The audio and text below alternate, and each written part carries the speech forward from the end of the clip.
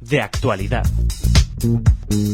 Hola oyentes de Radio Sefarad, estamos con Javier Fernández Arribas, él es periodista, director del medio Atalayar y está ahora mismo en Tánger, en Marruecos, y vamos a preguntarle sobre la situación respecto al terremoto que tuvo lugar hace unos días y cómo va el tema del rescate, la participación de países en el rescate, etcétera, etcétera. ¿Qué nos puedes contar, Javier?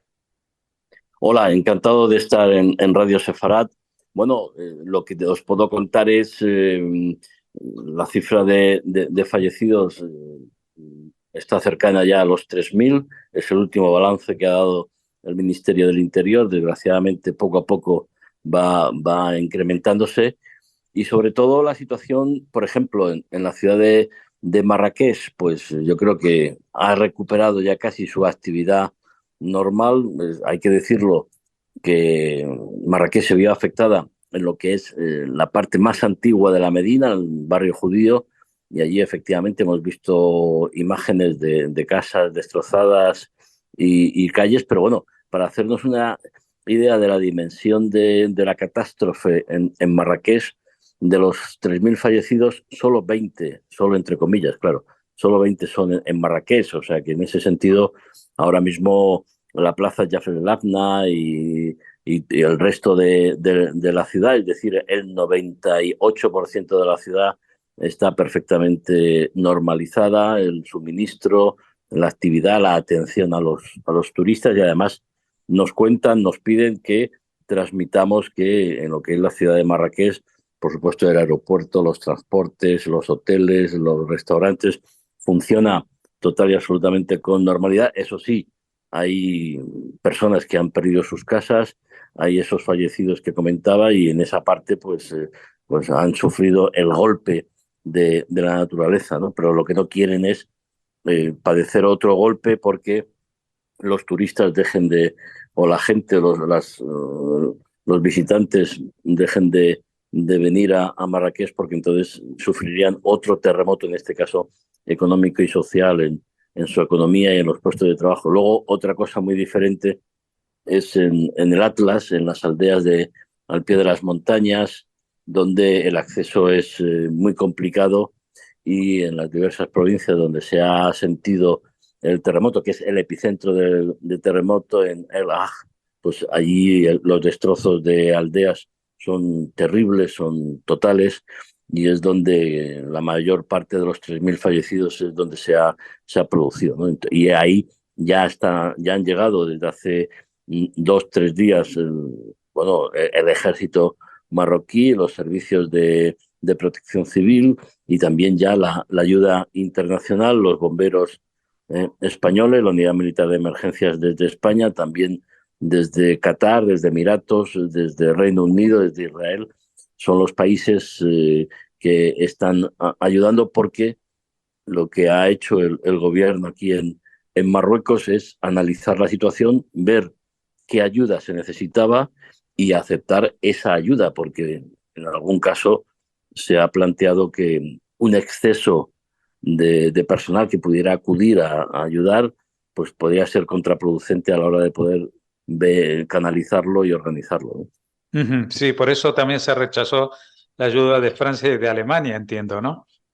Sí, sí, sí, yo creo que en ese sentido, por lo menos las explicaciones que está dando, porque el rey volvió de París en cuanto conoció la triste noticia del terremoto, lo que tardó en prepararse el vuelo y la duración del vuelo, luego reunió al gabinete de crisis y se estuvo analizando durante el sábado las informaciones que, teniendo en cuenta que el terremoto se había producido de noche a las 11 y pico de la noche, había cierta confusión. Entonces, hasta que se aclaró y se supo realmente la dimensión que tenía el efecto del terremoto, pues a partir de ahí se evaluaron las necesidades, qué es lo que necesitamos, qué es lo que se precisa y a partir de esas necesidades se tomó la decisión de aceptar la ayuda de uno u otro países dependiendo un poco de la especialidad de cada uno y entonces esas son las razones que se argumentan porque insiste en que, bueno, en el terremoto de Alhucemas en 2004 ya hubo un precedente donde un aluvión de equipos de rescate de muchos países, etcétera, etcétera, organizarlos, canalizarlos, los idiomas, el transporte, la logística, etcétera, etcétera, pues se encontraron con dificultades y ahora pues lo que se ha hecho es elegir, seleccionar aquella ayuda que se necesitaba para evitar ese tipo de problemas. Que se ha quedado fuera Francia o Alemania o Estados Unidos, por ejemplo, ¿no? Que es un gran aliado de Marruecos, sí, ha creado cierta polémica, pero es verdad que bueno, las relaciones en este momento entre Marruecos y Francia no atraviesan el mejor de los momentos, pero yo creo que en este caso en la situación humanitaria y la catástrofe que se vive en esos pueblos de esas regiones, pues yo creo que debe estar por encima de cuestiones políticas o de análisis que vayan o que superen lo que son las verdaderas necesidades de la gente, ¿no? Ujú. Bueno, también creo que el hecho de que se haya producido en esa zona más al sur, cerca de los Montes Atlas, como comentabas, que no es la zona más turística, también ha propiciado de que las aldeas que se han visto afectadas fueran más frágiles, ¿no? Porque tampoco la intensidad del terremoto, en comparación, por ejemplo, a las medidas que estamos acostumbrados de terremotos de Japón o de Irán o de Turquía, pues los números no eran tan grandes, pero parecía que esta zona no estaba muy bien preparada para esta contingencia. Bueno, es como si en España pensáramos yo qué sé, en las Alpujarras o en algunos lugares yo qué sé, de Extremadura o de Andalucía que están menos desarrollados efectivamente. El problema del terremoto, según cuentan los expertos, es que es la profundidad. No ha sido muy profundo el registro del epicentro, con lo cual en la superficie ha tenido una mayor, una mayor impacto, ¿no? Y por eso se ha producido la destrucción. Es verdad que las casas estaban construidas con adobe, eran casas humildes, una zona poco desarrollada. En España decimos que al perro flaco todos son pulgas, ¿no? O sea, pero que en este caso sí, efectivamente, eso es, por ejemplo, si hubiera ocurrido en otras zonas, quizás estaríamos hablando de daños muchísimo más graves, entre otras cuestiones porque no hay en esas aldeas grandes edificios que pudieran albergar a muchísimas más personas, ¿no? Quizá Ujú. si se hubiera producido esa situación, Jorge, en Marrakech, pues Claro. se hubiera producido muchísimo más fallecidos. Afortunadamente, dentro de lo que es la dimensión de la desgracia, bueno, la peor parte, por desgracia, se la han llevado los habitantes de esas aldeas en la zona del Atlas, casas pequeñas, construidas con adobe, que se han derrumbado y que han causado pues la mayor parte de de los casi 3.000 fallecidos que se contabilizan por ahora. Ujú. Bueno, creo que como habías empezado a contarnos, lo más importante, más allá de las ayudas técnicas de los cuerpos de bomberos de los países que participan, pues en este momento lo mejor que se puede hacer para solidarizarse con los marroquíes es seguir con los planes de turismo a estos lugares, ¿no? O sea, que la gente pueda seguir manteniendo a las familias y que la desgracia no se convierta en una plaga.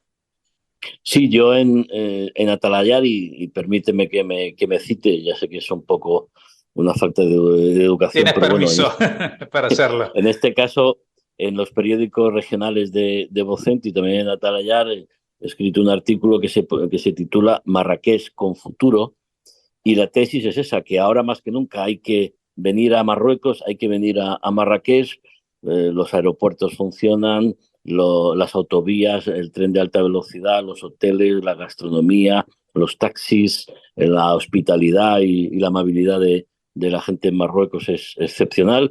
Y bueno, pues dentro de lo que son los planes de cada uno, porque esto tampoco se trata de caridad. Si tú vienes a Marruecos es a pasarlo bien y a disfrutar de tus días de vacaciones, hacer turismo, porque es un turismo además, como yo escribo en el artículo, tiene lugares mágicos y únicos, ¿no? Igual que tenemos en España o los hay en cualquier país del mundo, o en Argentina, o en Alemania, o en Estados Unidos.